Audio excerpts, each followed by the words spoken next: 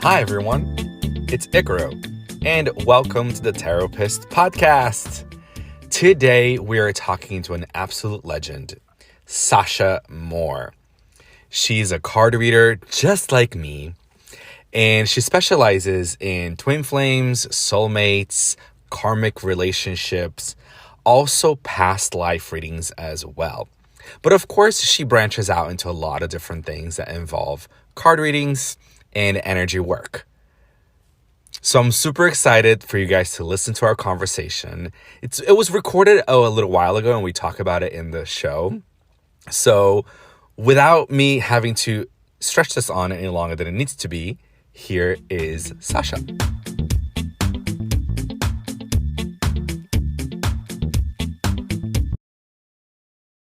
All right. So what are we in store for today? What are we?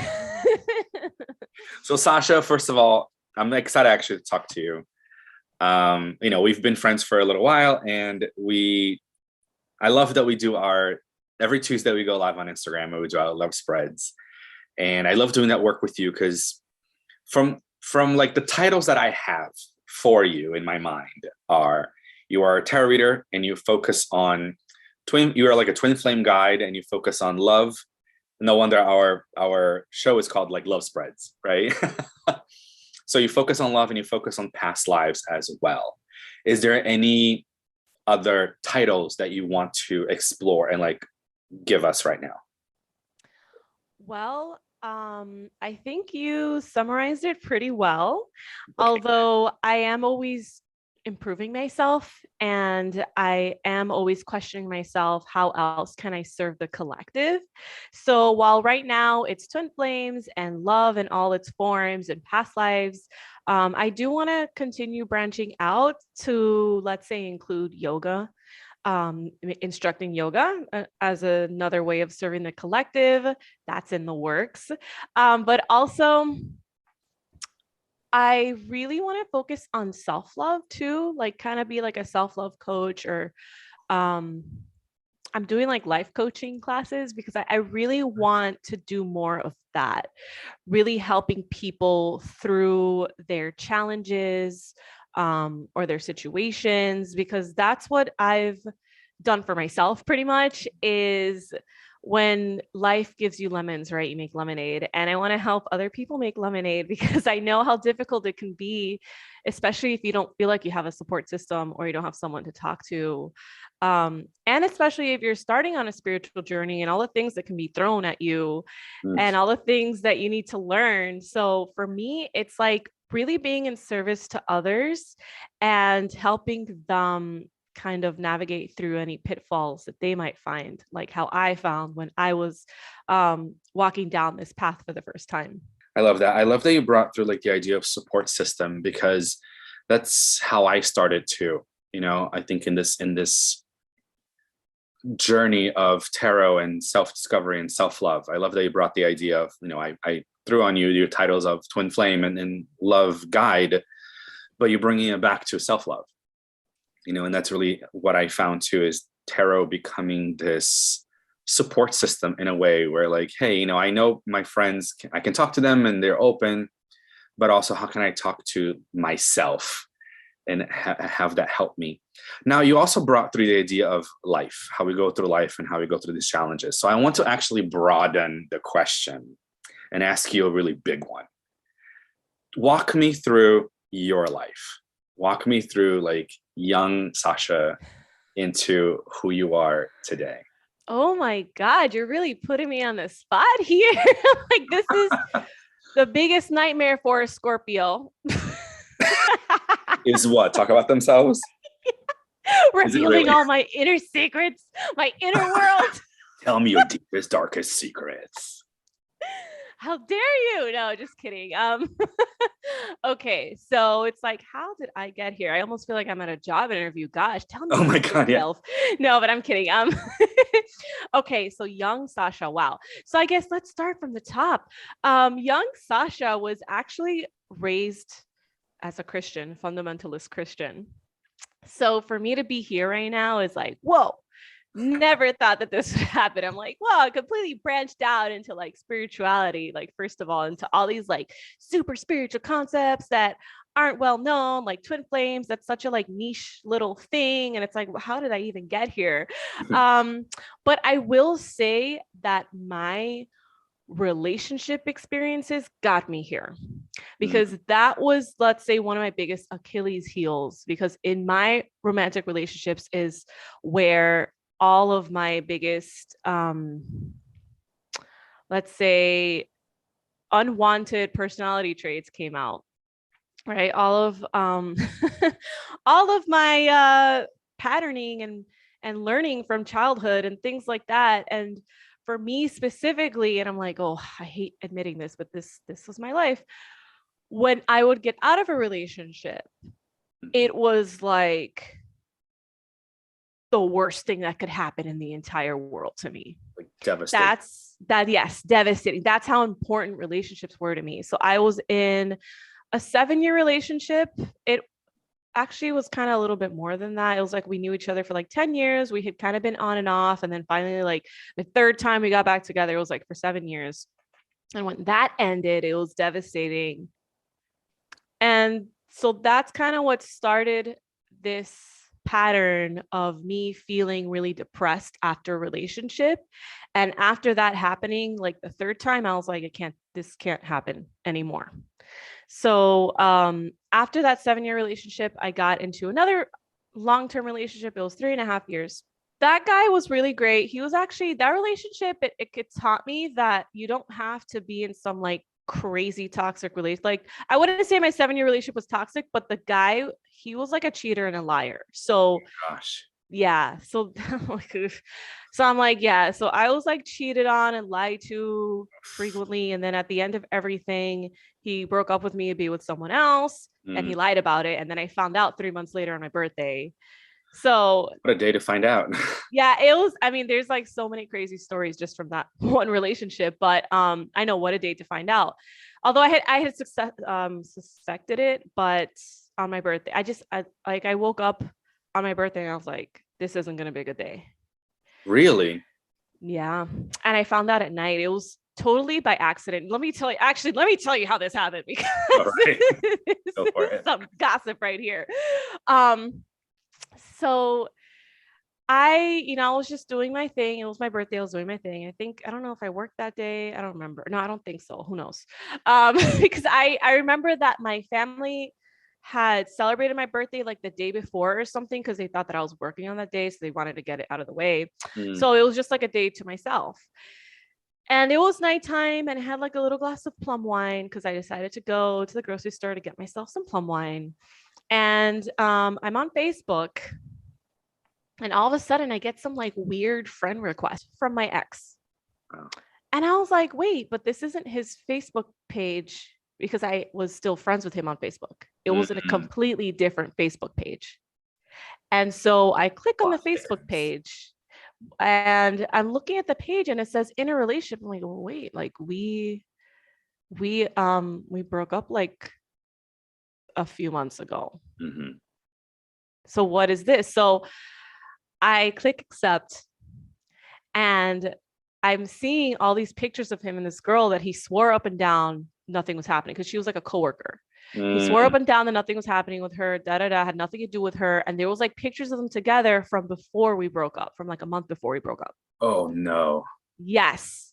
And I was like, oh my God, I can't believe this right now. Like, and I think like 30 minutes later, he unfriended me. I think he realized, oh shit, what have I done? I could not, but it was shocking. It was devastating. I called a coworker to go to the beach. It was nighttime. So go to the beach to just like yell and cry and let it all out. But yeah, it was a lot, because it's like, oh, here's this guy who, when we broke up, that was also another kind of crazy circumstance when we finally broke up, by the way.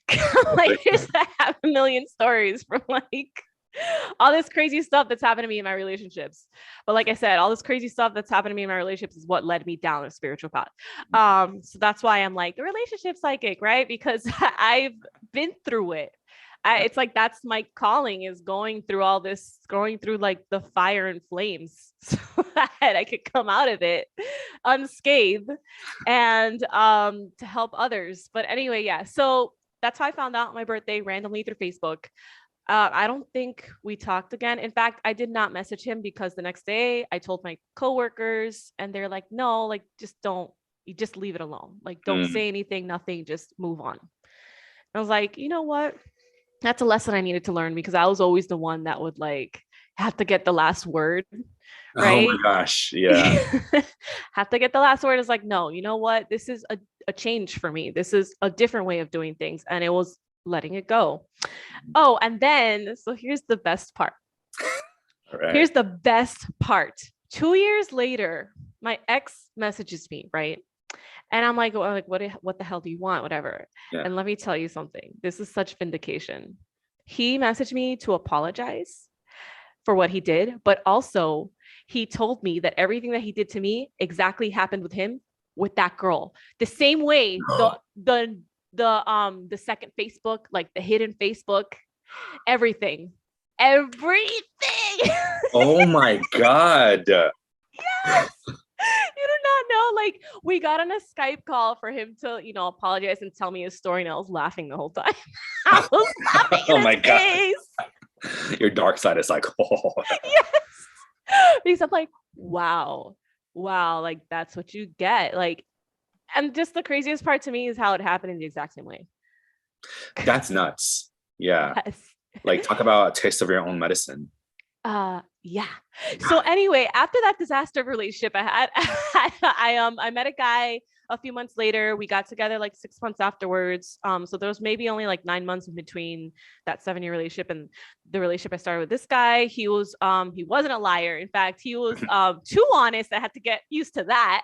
Like, he just spoke his the other mind. extreme. Yeah, like the other extreme. But it was, I guess, like a healing relationship for me. It really was like a healing relationship after everything that I had gone through.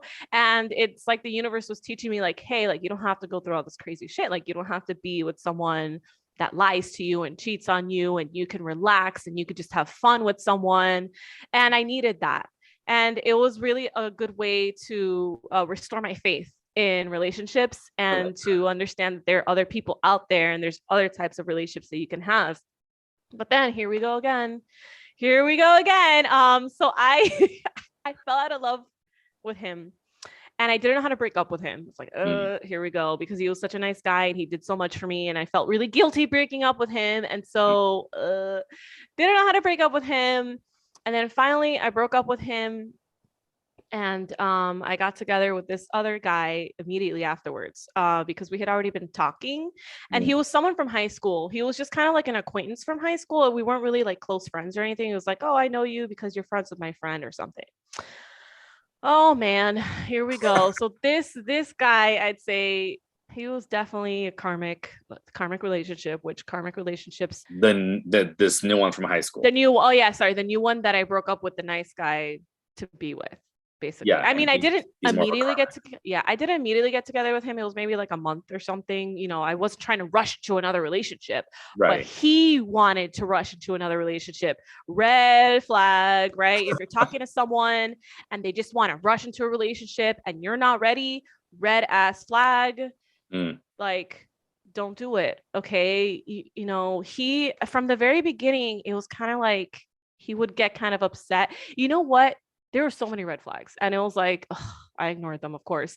And of course, what is it? Hindsight is 2020 always. Of course. And I'm like, all right, here we go, everyone. Learn from my experiences. So what were the red flags? We argued before we were even in a relationship. That's a red flag. All right.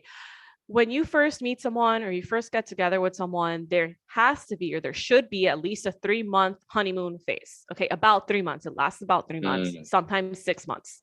And the honeymoon phase, there should not be any major arguments or any major disagreements or anything like that. If there are, that's a red flag. Okay. Honestly, like, you're not supposed to be getting into crazy arguments or feeling kind of guilty or anything like that, or nervous to speak to someone, or even anxious to speak to this person that you're with. That tells you something about them. And actually, let's speak about that. The anxiety that you could feel when you first meet someone. Oh yeah, the anxiety is real. Oh yeah. So we love to say, oh, this guy made me feel butterflies. Honey, butterflies are a red flag. That's anxiety. That is not love. Okay. That is your nervous system becoming dysregulated, and it's telling you something is wrong. And that something wrong could either be within yourself. So you have to ask yourself, like, why do I feel nervous? Is it something with me? Do I feel some sort of insecurity, right? Or is it something with them? Are they making me feel insecure? Or is their behavior doing something that's making my nervous system deregulated? So no, do not ever think that butterflies in your stomach is a good indicator of love. It's like, Interesting. sorry to burst your bubble, but that's not. Because you just went against every major love song out there that talks about butterflies in the stomach. But it's an interesting topic because the media is how, at least most of us nowadays, learn how to live in society, right? We learn from media, from social media, from TV, from movies, from songs. And to have these romantic love songs really perpetuating the idea of butterflies, that's a really interesting topic. But I do like that you talked about how there is a honeymoon phase, right?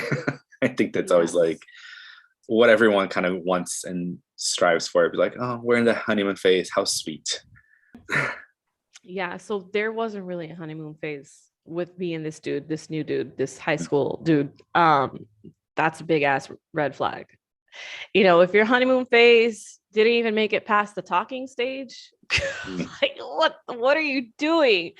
And so what was going through my head, for example, before we were even in a relationship, we had kind of a disagreement was, oh, if we could just have a face-to-face conversation. Oh, if I could just, you could just understand my point of view if we have a conversation. That was my thinking. It's kind of like optimistic or too positive, instead of seeing the truth of what was going on in this relationship, which was there were differences in the way that we express our displeasure, let's say, you know, and his reaction was kind of so over the top that I just thought, oh, if I could just calm you down. But that wasn't going to happen, and that never happened. In the history of anyone that's been told to calm down has never calmed down. Yeah, but I didn't think, of course, I would never tell someone to calm down, because definitely if I get upset, you tell me to calm down. You never tell Latina to calm down, all right? Getting your house burned down is what's going to happen. So I definitely know, right? You can't calm someone down just from telling them that. But I thought, oh, if we could just have an adult conversation with each other, we could come to an understanding. You could see my point of view, and then everything will be okay. And that's kind of how I went through this relationship of, if only we could come to an understanding. We never really came to an understanding. And there wasn't coming to an understanding when he would get upset. So this relationship was toxic. And like I said, it was karmic. And a karmic relationship, or a karmic soulmate, is basically a relationship in which two people come together to work out karma with each other. So this could mean that in a past life, one or the other did something to the other person to upset them, or, you know, betray them or something. And now you've come back again in this lifetime to work out the karma between the two of you.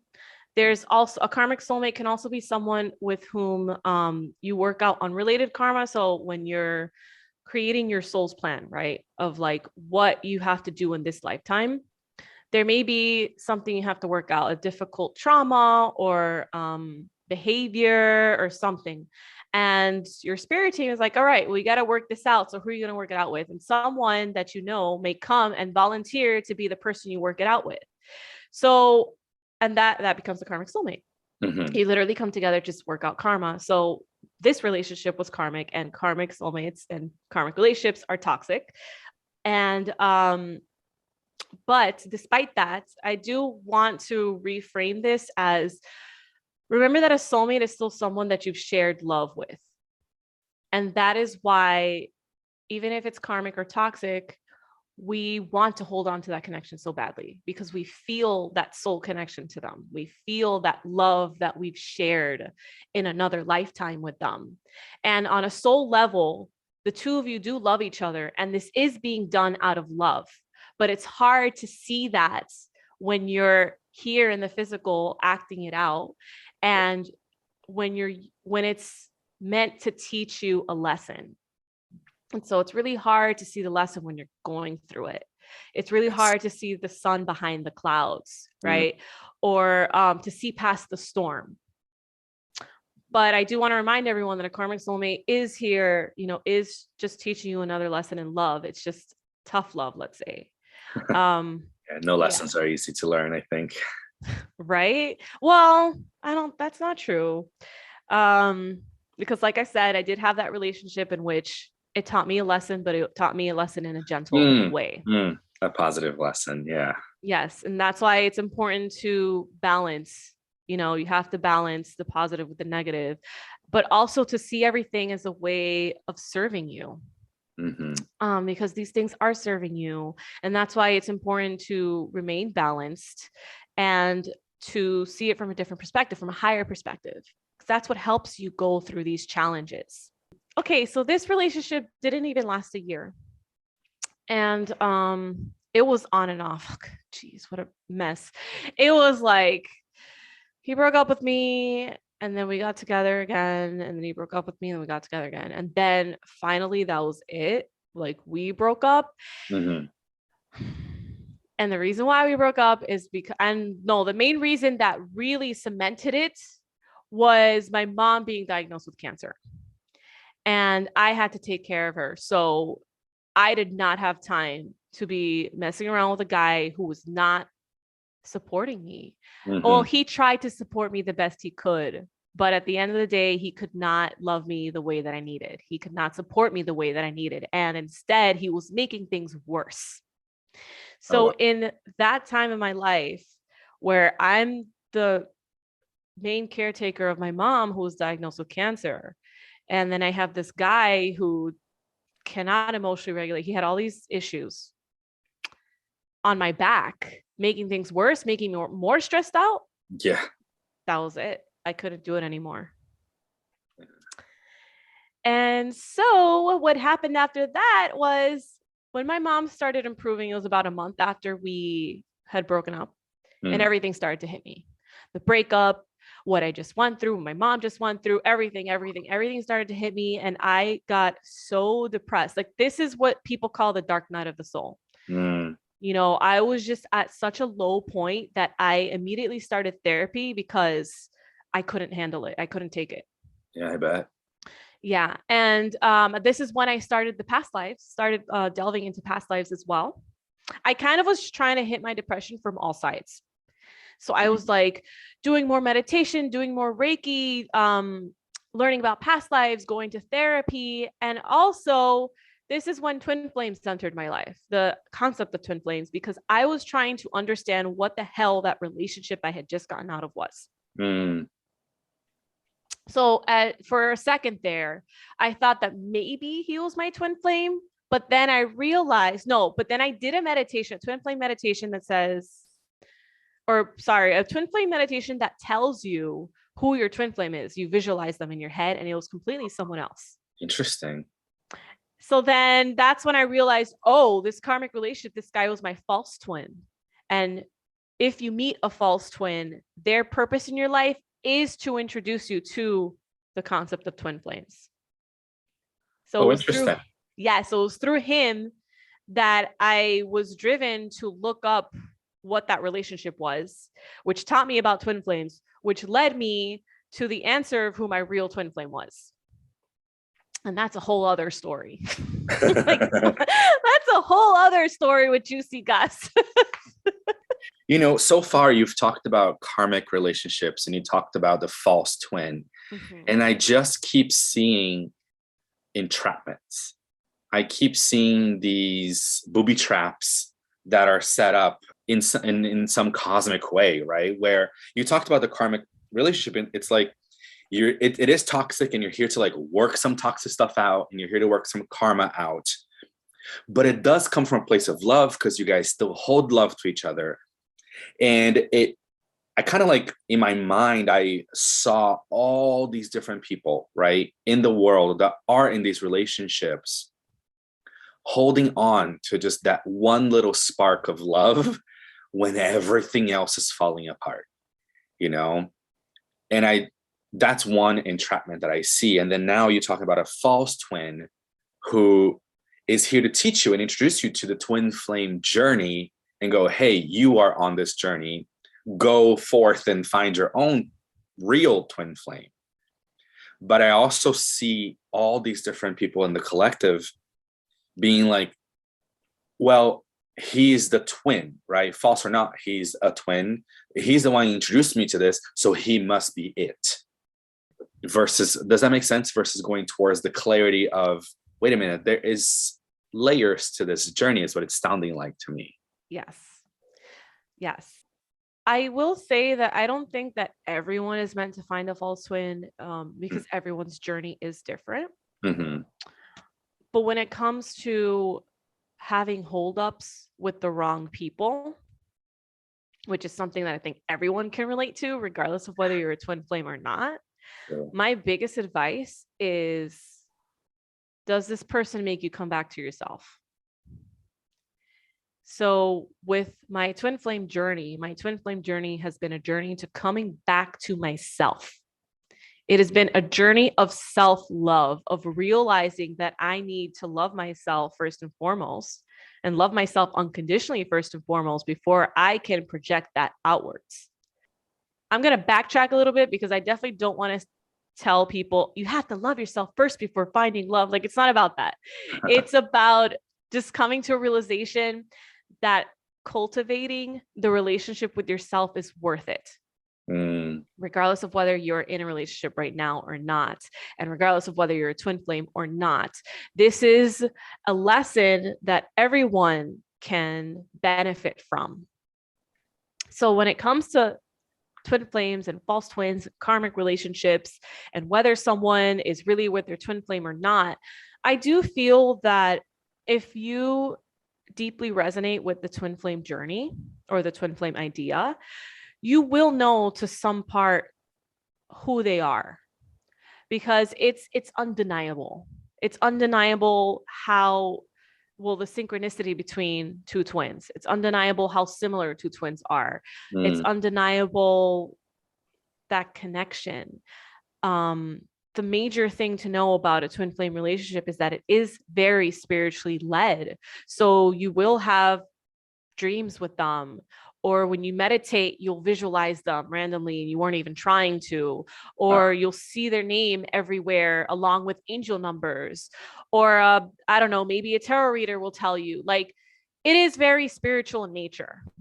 But the point of it being spiritual in nature is to teach you your greatest spiritual lessons. So I really, at least in my perspective and in my experience with my false twin or my karmic soulmate, let's say, it wasn't spiritual. In fact, I may have been ignoring the signs even of something being wrong, which with my twin flame, it's not like that. With my twin flame, it was always, okay, something happened between us. What can I learn with this? What is this teaching me about myself? And your twin flame will show that to you more than anyone else. Interesting. So it also sounds like there's a huge difference here between, and that was actually a beautiful segue to my next question, right? A twin flame sounds incredibly intense. And like you said, very spiritual in nature, and all these spiritual and soul and life lessons that they just take you on. And as a mirror, you take them on that as well. But then you brought through the idea of, oh, this false twin, just very toxic, and the real twin will bring you back to the self, which I love that, because I was going to ask you to explain more, and then you did, which is just bringing you back to self-love and bringing you back to just being you and having that self-comfort and that just cultivating that self-love, right? More and more, and just kind of owning yourself more and more in this relationship. Which I feel like you brought through the idea of differentiating what is a toxic relationship and just what is like an intense twin flame relationship. Yes. I love that you bring up the intensity because hello, what's a twin flame without the intensity? I mean, what do you think it's called flame in the first place? Right. That's true. Let's catch on fire. Yeah. But okay, so let me just give some examples. For example, with my toxic relationship, why it was toxic. When we would argue, oh God, he would do this thing where he would get really frustrated and just start spewing like vitriol at me. So like just saying like insulting me, like Jesus. yeah, but like it would be through text because it was long distance or a little long distance.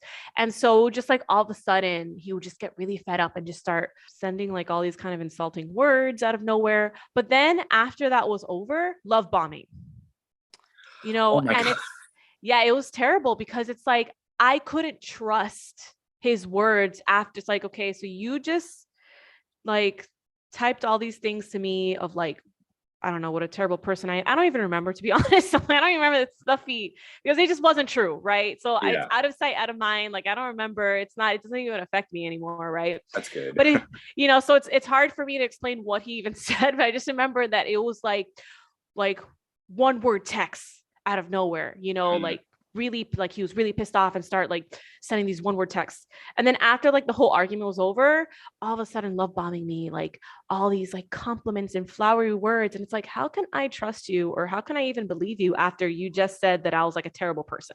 Boy's got some stuff to work through. Yeah, he definitely had some things to work through. What else? Oh man, yelling. I don't do yelling. He would call on the phone, and if he was yelling, I'd hang up. I do not do yelling. Yelling is no good. Okay, yelling can make someone feel belittled. Yes. And again, getting to the point of yelling, that has more to do with the person yelling than it does with you. Doesn't matter what you did. If they're yelling, that's part of like what they've learned, because I don't yell at people, and especially not someone who I love, because I'm angry. And especially I don't insult. I'm like, if I ever get to a point in a relationship where I'm insulting this person, to me, that's not love anymore. I don't love them. It's time to cut the cord and go. Yes, I know that I don't actually love this person. How could I say things that would be insulting and disrespectful to them? That's not love. And yelling at the top of your lungs, to me, that's not love.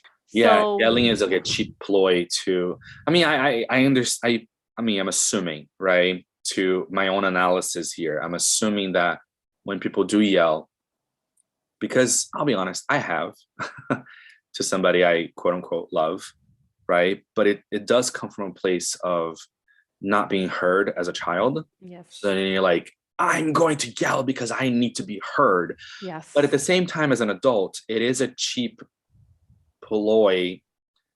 And it just shows that like you don't lack the sophisticated vocabulary to have a conversation or to have a heated discussion, but so you're going to just go to yelling. So I understand, and I agree with you, like to not do yelling. I'm not trying to play devil's advocate here. I kind of see, but at the same time, it's like grow up. Learn how to fight. Learn how to have a conversation that's a little bit, maybe a bit more heated, but use your words. Yes. Versus your volume. Yeah. I mean, I've yelled before too, but it was not to a boyfriend. It was like to my mom. And like you said, that goes back to childhood of feeling unseen, unheard. And and it was like my mom was the only one who could make me yell like that, because I felt so unheard by her, so misunderstood. Like, you never listen to me, you never hear me out, that I would just yell because I couldn't verbalize otherwise. So that, again, I understand someone would yell because of their upbringing, or because they feel unheard. And I understand that he would start yelling at me because he probably felt unheard. But in my eyes, it was like, I hear you, like you could just have a conversation with me. Right. I will hear you out. And that's why I don't engage in yelling. Because once you start yelling, I'm like, all right, we can't have a conversation at this point. We can't come to an understanding at this point. And I'm just going to walk away or hang up the phone, because this isn't happening. This is not conducive to a resolution. You're setting a physical and emotional boundary. Yes. this person. Yeah, I Right. agree. Yeah, And it's yeah, a good thing.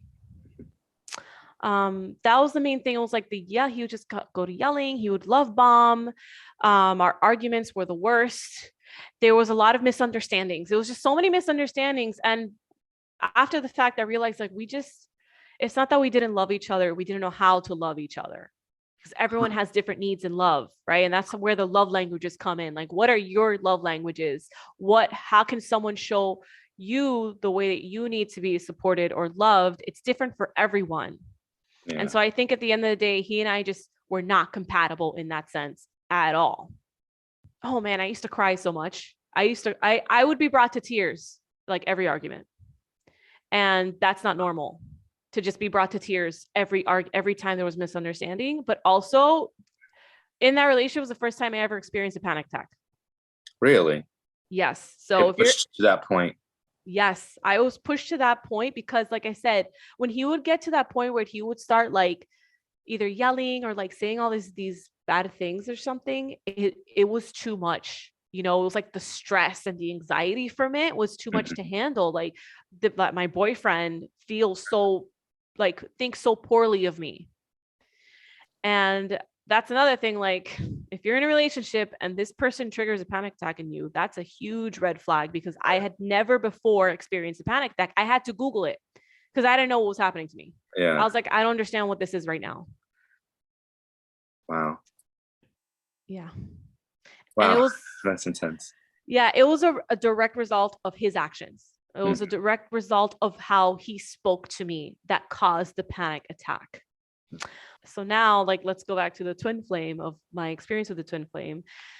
So to be transparent, I never had an actual relationship with my twin flame. My twin flame is someone who I've known for maybe 20 years. He's a childhood friend. He was my best friend at some point. And so we have a very close and deep relationship. And then at some point we got physical with each other. Mm-hmm. A few points, actually, we got physical with each other. I'm not going to give any time frames on that.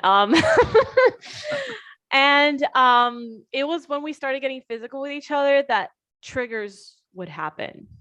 But the difference with the triggers is that he wasn't being abusive towards me. He wasn't insulting me, yelling at me, disrespecting me, let's say verbally.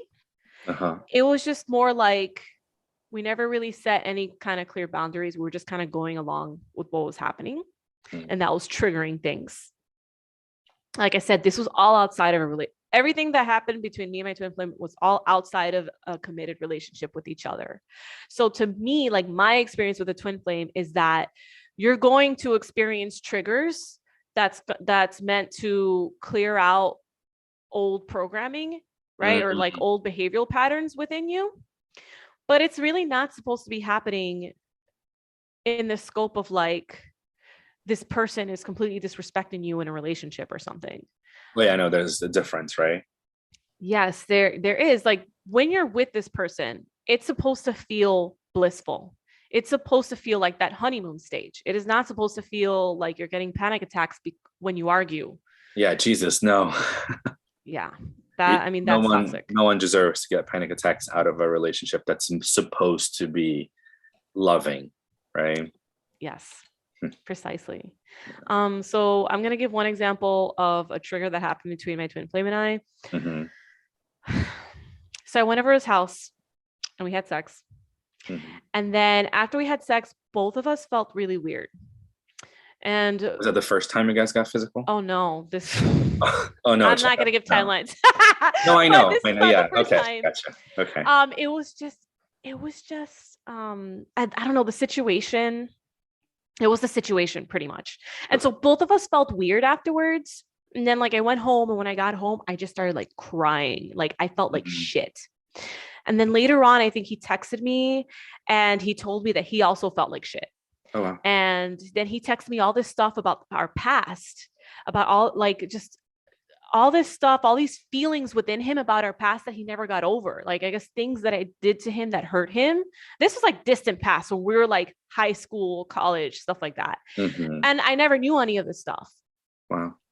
So then I responded to him and letting him know like, hey, like, I apologize for the past. Like, I'm not that person anymore. I really want to I just want to be a different person, and like completely just validating and understanding his feelings, which completely shifted everything between us, because he's like, wow, like I never expected that would be your reaction and stuff like that. And so this thing that happened between us, where we had sex and then things got weird, and then we like went home, or like, he was already home, I went home, and we both kind of like felt really weird and crazy and like depressed and all this stuff. Mm-hmm. I'm like, this is why you got to be careful when you have sex with your twin flame, because twin flame sex kind of triggers ascension, and ascension is a process by which you burn away all of the old stuff, right? All of like the old density, all of the old patterning, all these old toxic things from the past, so that you can ascend and become a better person, right? So it triggered a tower moment, which, as you know, in tarot, the tower is when everything breaks down, right? But from the rubble, you can rebuild. So that's what happens with twin flames. It's like, just from simply interacting with each other, it triggers stuff within you. But it happens organically, because it's like, all right, so we got together, we became intimate. Neither of us expected that after we were intimate, we would feel really weird and off, right? And even like that, we had the reactions that we did, but it led to greater healing within both of us. It led to him finally kind of speaking out about all these things that he was holding within him. Wow. And then releasing that. And then it was the same for me, except it was more like emotional and energetic. It was like, I just didn't feel good about what I did. I didn't feel good about going to his house and doing what I did. But the reason why I did it, I'm going to be honest, this is where angel numbers really comes in. Mm-hmm. When I was driving to his house, actually before, like when I was getting ready and everything, I kept seeing the angel numbers like 17, 71, 717. And whenever I see sevens, ones, and sevens, that's the universe telling me that I'm on the right path. 7 is a number of spirituality, and it's the number of being on the right path. And so I kept seeing like 11, 17, things like this. And I'm like, oh gosh, I don't want to do this, but I have to. Like, I actually was feeling really weird about going to his house and doing this, but I went anyway, because I kept seeing all the angel numbers telling me you're doing the right thing.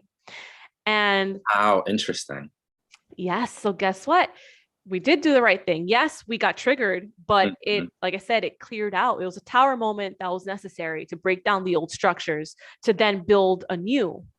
The other thing is, that's when I learned that 717 was a twin flame number, because I looked it up. I was like, why do I keep saying this number around him?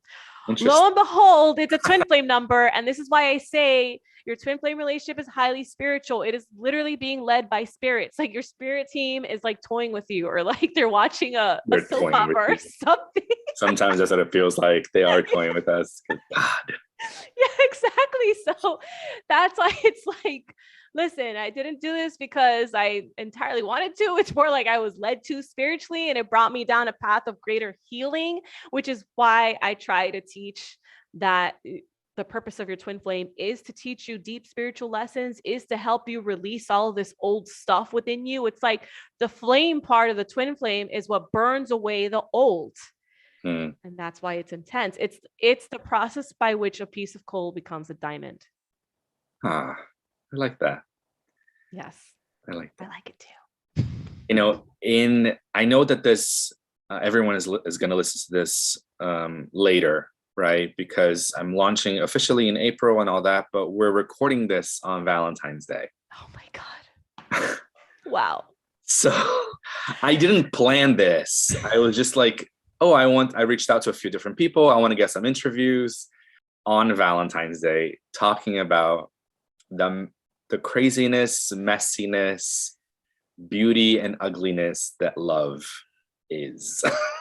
Talk about spiritually led, huh? Right? Talk about spiritually led. Like, wow, on Valentine's Day of all, like, I didn't even realize, because it's just a normal day for me.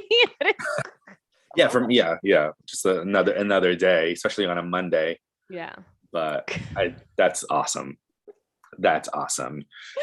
Amazing. When you're doing like a reading for someone, and you're having a client in front of you, and they're asking for a twin flame situation, how do you navigate your own triggers? How do you navigate your own triggers in that reading?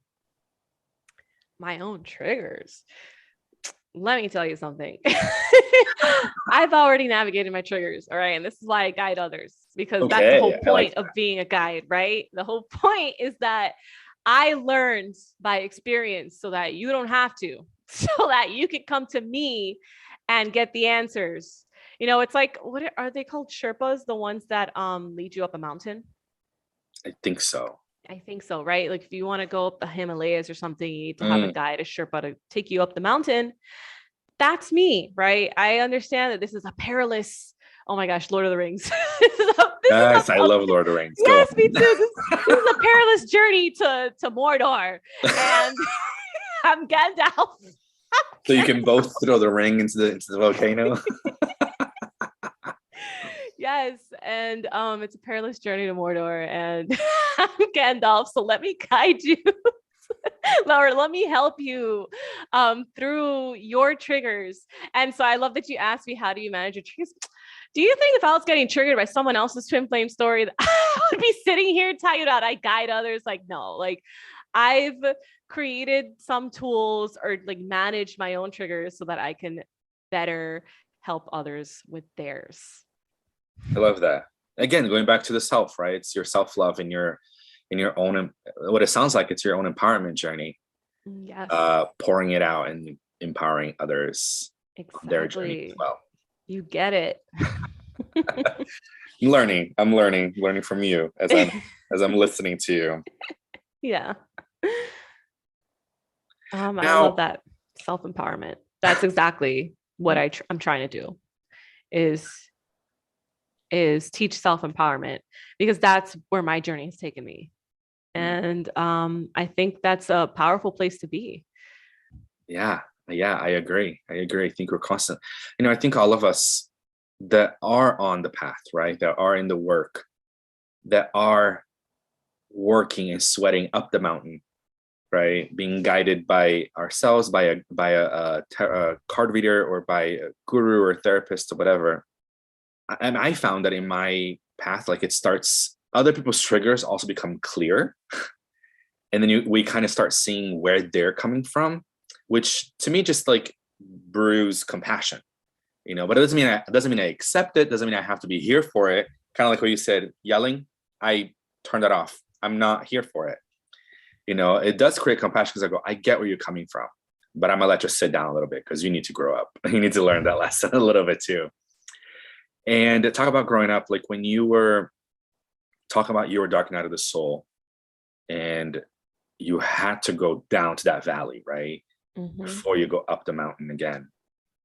The idea of twin flame was introduced to you, but also the idea of past lives was introduced to you as well, because you said you wanted to come at your depression from all these different angles, right? So is it safe for me to assume that like your twin flame journey and knowledge grew along with the past life journey and knowledge as well? Yeah, actually it did, because they kind of started at the same time, which is really interesting. I'm like, oh, cool. Yes, they did. Wow, it was all at the same time. It was literally all at once. It was just like, bam, this happened, and I need to figure it out, and I need to improve myself, and I need to change myself so that it wouldn't happen again. Because I'm like, I'm tired of being depressed after a breakup. This is not sustainable for me. Yeah. And so, yeah, I was looking into past lives, and I found twin flames. Nice. Oh, so through past lives, you kind of found the twin flame idea. I don't think so, actually. I don't know. It was literally like at the same time. Nice. Mm-hmm. Nice. And now that you've been in this journey for a little while, and now you're a guide and a guru and a teacher to others, I don't know how to form this question, I guess. How would you describe a past life, or what does that mean? Elaborate more on that. Okay, awesome. Past lives. All right. So basically, it's funny because I've gone so far on the past life journey that I don't even believe in past lives. It's like, actually, time doesn't exist and everything's happening at the same time. It's like, oh my God, yeah. Getting into this like huge ass explanation of like quantum physics. I don't even know what else, but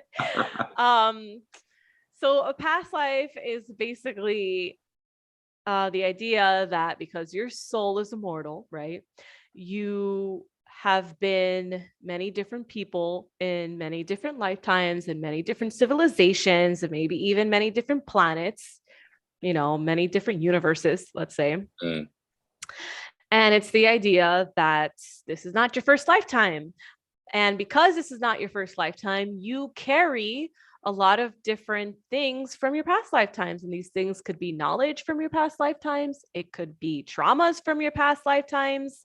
It could be connections to other people from your past lifetimes that all affect you here in the present.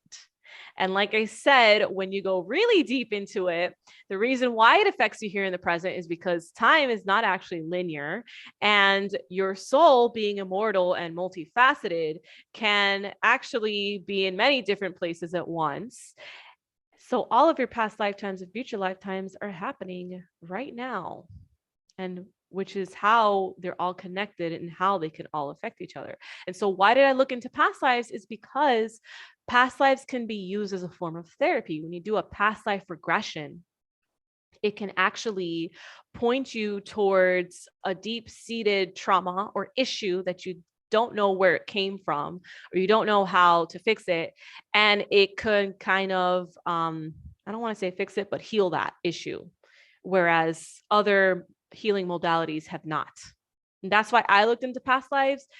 It's because I really wanted to like heal my depression. I was like, I wanted to get answers. I'm like, I want to, again, hit it from all sides. I want to figure out a way to overcome this. And so maybe past lives can help me overcome this depression. I love that. I also looked into past lives a little bit, and I read a few of Dr. Brian Weiss's books. And if I can, I want to trigger you right now. Okay. You already know where I'm going with this, but I was taking this course with it was like a financial course with this woman, and she actually, the fun thing is that she brings in a numerologist, and I was like, oh, that's interesting. It's something I don't really know that much about numerology. I know a little bit from tarot, but like when you talked about the number 17, right? 1 and 7, that's a twin flame number. I didn't know that until you just taught me that. But I was like, oh, and I realized that she also does past lives through numerology, like through your name and all that. And I was like, oh, that's pretty cool. So I trusted her, and I was like, I want to get myself a session with her, because I never really actually had a past life session. Right. And I've never been regressed. That would be interesting, perhaps. But I was like, maybe with her, it's like a safe space. I'm not like in meditation or anything. It's just her kind of doing her work, and I'm in it. Now, we already talked about this, and you always get mad at me, but she said that like I had a past life in Atlantis, right? And then apparently I was one of the people that helped in the demise of Atlantis. And I was like, okay. So upset at you. Okay. I know your guy. I wish you guys could see her face. She's like about to kill me right now. And I mean, it answers why I've always, when I grew up swimming, which is interesting. I grew up like just at the beach and swimming. Now as an adult, not so much. But watching a movie where they dive really deep, right? Or if you're on TikTok or you see people's social medias and those like deep divers that go into like the darkness and the abyss, I'm like, immediately no. I scroll away. It gives me this fear. But at the same time, I talk about it in a sense of comedy, because to me, there's just a sense of ridiculousness to the whole thing. So I'm curious, selfishly, to hear your point of view. And maybe from my quote unquote ridiculousness, what do you think I need to heal and learn from that perspective? Well, Icaro, maybe if you didn't destroy Atlantis, you wouldn't be so afraid of the deep. Okay. That's your inner demons Touché. Coming back to haunt you. That's your karma coming back to haunt your ass. Because you thought you could just get away with it, did you? You thought you could just Apparently get I away. did. Apparently I did. This amazing civilization, and now it's in the deep, and you're afraid that these people from the deep are gonna come back and throw you in jail. Oh my God. I had to get a little bit more ridiculous with it, No, I love it.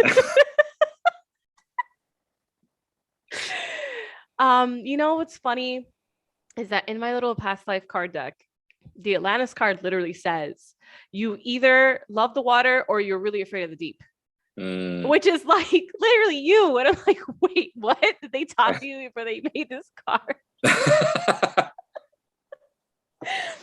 And I think even though I was being ridiculous, it could be that maybe it's guilt.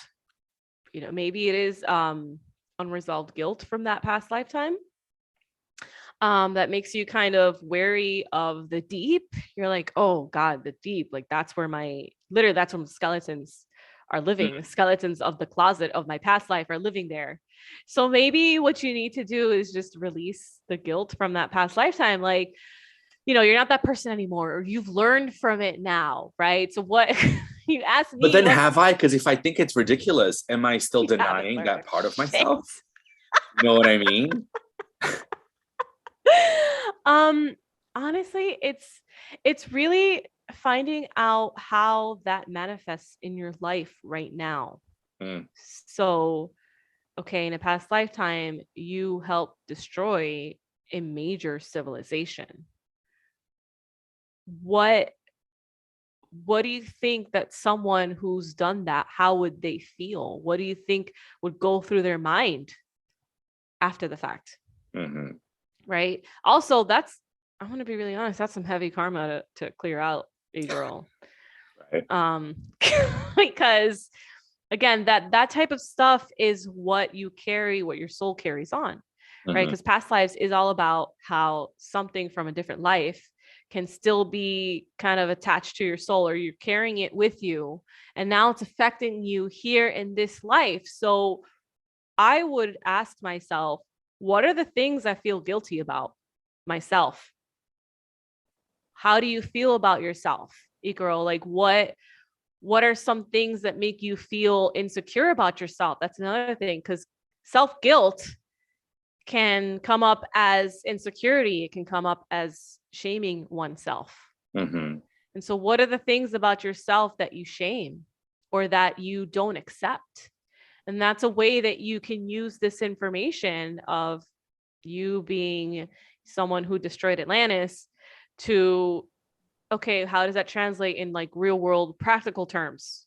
Well, you could carry guilt, you could carry karma from that. And now how is that manifesting here now with the Icaro from today? What are you internalizing that maybe you shouldn't internalize? Good point.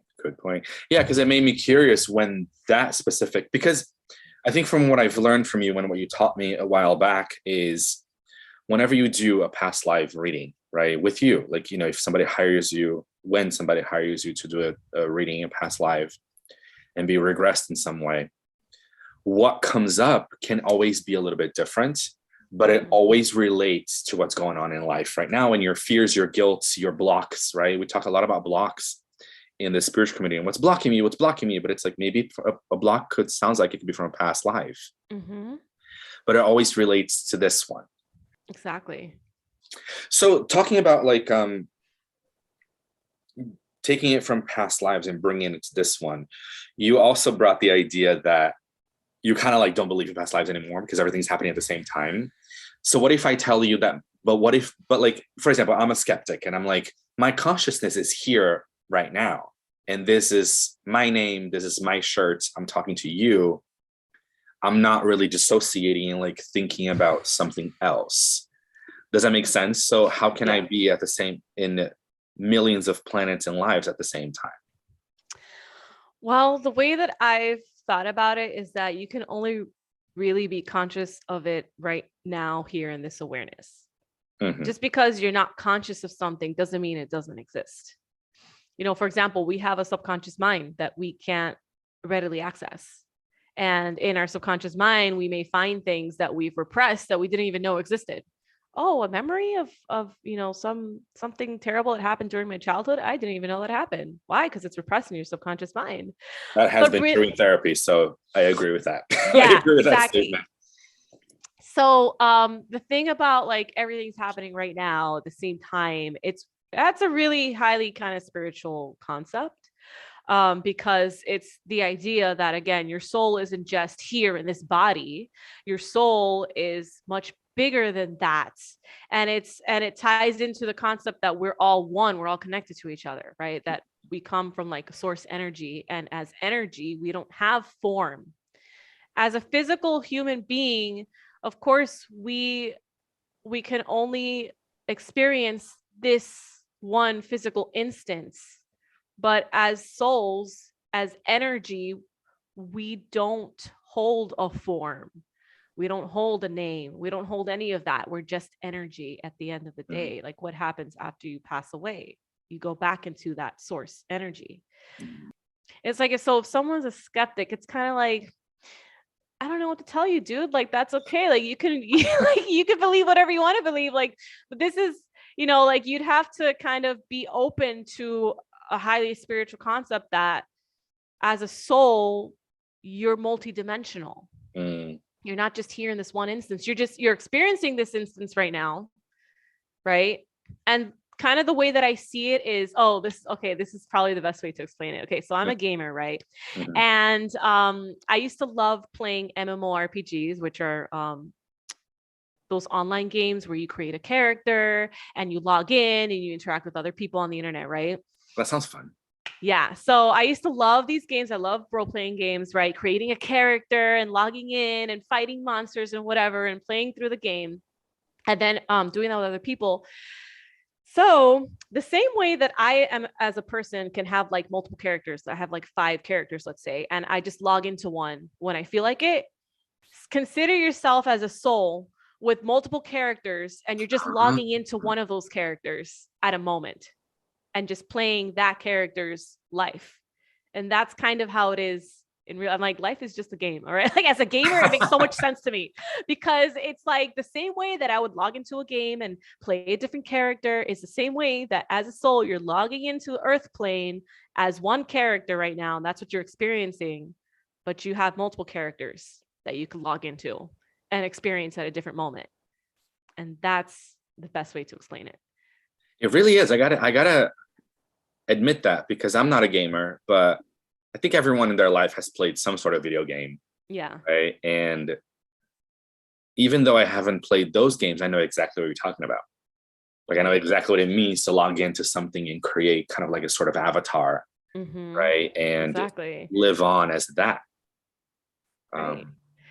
And so now now you're like playing the character in the game. You're experiencing the game from a first person view. Because when I play those games, I'm like a third person view, right? I'm not actually the character. But in real life, you are the character.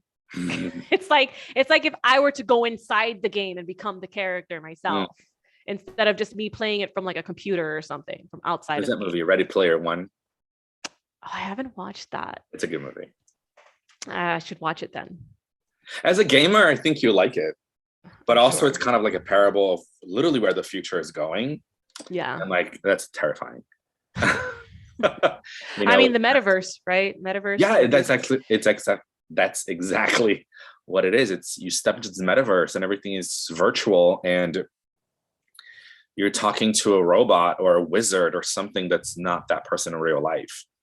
Yeah, the world is definitely going in that direction, which is interesting, exciting, and also incredibly terrifying.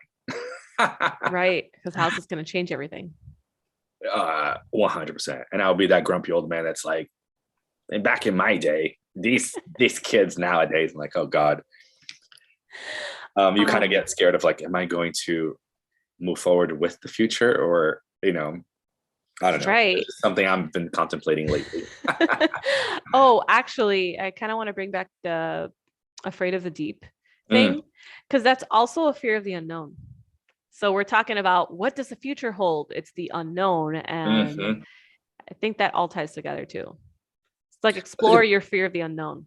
Yeah, that's a good point, because I don't have control issues, but at the same time, I think everybody does to some extent. We all want to control something, right? Of course, the outcome of something we want to control. You start a project like this podcast, you want it to do well. So if you see it like not doing well, you try to control some stuff, or you try to shift, and you need to get it to comparison mode. So that's actually a really good point of afraid of the unknown, and allowing it to just happen, or trying to control something that's I mean, talk about literally the deep of the ocean. How do you actually control that vastness? You don't ever. You can't contain it in your arms, you know? So I think that's actually a really interesting point. Sasha, that was awesome. Some final questions for you. What does your spiritual path mean to you? Wow. My spiritual path means my purpose in this life, honestly. It has given me deeper purpose. Oh, okay. A deep answer to a deep question. I like that. What's something that people get wrong about you? Oh man. Oh God. Oof. I don't know. Nothing. Everyone gets you right away. No, that's not true though. It's so hard because you know what? It's because I've changed my own perspective of myself. So in the past, I used to think that I left really bad first impressions, like or that maybe I don't know. It's because I used to be really shy. So Same. shyness kind of turns into like antisocialness or like can turn into introversion, not always. Mm-hmm. And so it's kind of like when I was getting older, I didn't know how to react when I was like in a new situation with like new people or like how to introduce myself or like greetings weren't a thing. Yeah, it was super awkward for me. But now I'm not like that anymore. I have really worked to, I guess, be in my power, you know, to be more confident in myself. And I could really say that I'm embodying that, you know. So let's say in the past, you fake it till you make it, right? You pretend that you're confident, you pretend that you're comfortable. But now it's more of an inner feeling, right? So I just feel comfortable with myself. So I project that outwards. I project that comfort outwards. So I don't know so much anymore that I'm super awkward when I'm first meeting someone, because that's, to me, like when someone first meets me, that's when they would get the wrong impression of me. It's kind of what I think. But I honestly don't know what other people would get wrong about me on first impressions, because I am who I am. And you either see that or you don't. So I love that, because then it's no longer your problem.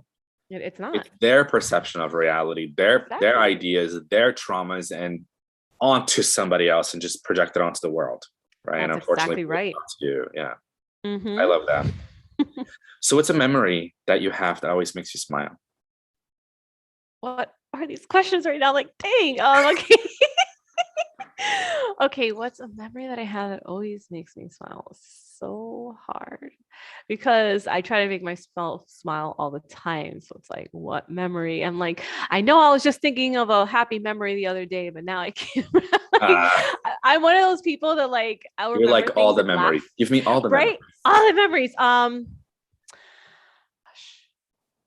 is this you don't so have to hard answer if you don't want to. I'm like, okay, you can just skip. Do you want to? I don't want to skip. I'm gonna give a generic answer, which is gonna be the memories that always make me smile. Memories that are funny, or in which, you know, we're laughing. Like if I'm sharing laughter with someone or sharing a good time with someone, those are the memories that I kind of cycle through that make me laugh. And I cycle through them randomly. It's like I'm one of those people who start laughing randomly because I'll just, you know, yes. Yeah. So I'll just remember someone, a friend or a family member, and just like a beautiful moment that I had with them. And it's always laughter, because laughter is one of the most, I mean, that's a really quick way to actually raise your vibrations by laughing. So I feel like just anything that makes you laugh is something that's always gonna put a smile on your face. Sorry, I can't think of like a specific one right now. Just No, that's why I like these questions, because they are going to be wildly different from person to person, and sometimes there is no answer, and that's okay too. Do you have a book, a song, a band, a quote, or something that kind of defines you, that like changed you, or that you love it so much you just want to share with everybody? Yeah, I always love this quote, because I feel like it describes kind of who I am or how I approach things. And it's from Dr. Martin Luther King. And I think most people know this quote. And it's darkness cannot drive out darkness. Only light can do that. Hate cannot drive out hate. Only love can do that. And I feel like this is kind of like what I live by. You know, how do you respond to hate? You respond to hate with love. How do you respond to darkness? You respond to darkness with light. And that's the way that it should be. It's like, don't lower yourself down to the level of if someone's insulting you, insulting them back. It's more like, you know, wish them well. You know, understand and be compassionate that they're just projecting, as we said earlier, they're just projecting their own traumas and issues and experiences onto you. And it's not about that. We really come here to learn to love. And so if you're coming here to learn to love, what better thing to do than to express that love? Yeah, that was great. I love that. And you are a tarot reader and also an oracle reader too. Do you have a favorite card? Ooh, what is my favorite tarot card? I'm like, I know this answer. Hold on. I can answer this. I can answer this one. Oh, okay. The 10 of Cups. The 10 of Cups, but also the 9 of Pentacles. 9 of Pentacles and the 10 of Cups. The 9 of Pentacles, because the 9 of Pentacles is all about that independence, that self-love, that kind of enjoying your own little paradise. But then I absolutely love the 10 of Cups, because the 10 of Cups is just like long-term happiness with community. You know, whether that's with a family, with a person, with your friends, in your life. I just love this. 10 of Cups is just like the ultimate card of like love and camaraderie, and you've made it, and happily ever after. That's the 10 of Cups to me, is the happily ever after. And I think that's kind of what a lot of us are looking for, is to experience those moments of happily ever after, which there are many moments. It is not a destination, right? Happily ever after is not a destination. It is the journey itself. Beautifully put. Beautifully put. And finally, Sasha, how can people connect with you? Yay. So you can connect with me on my Instagram. And my handle is, we all love my handle. My handle is @Spiritually Apretada. It's going to give you everything that you need, because you can email me from there. You can book a service from there. You can go on my website from there. It's just @Spiritually Apretada. And I'm sure that Icaro is going to type it out somewhere. Yes, I will. Yes, the links will be in the description. If you're not sure how to type it, it's okay. Like, we got you. We got you. We got you. We got you. Well, Sasha, thank you so much. You're incredible. And I love this conversation. Thank you, Icaro. This has been amazing. And you're always amazing to speak with. Thank you.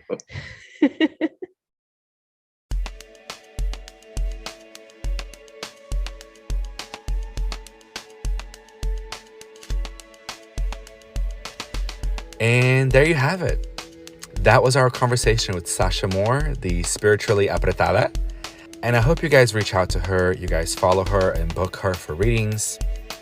She is fantastic and just really knows her way, I feel like, around the nuances of relationships and past lives as well. So I hope you guys took some stuff away from this conversation. And if you guys want to connect more with me, your host, I would love to have you on my Patreon page. You can become a Rainbow Temple member, which is absolutely awesome.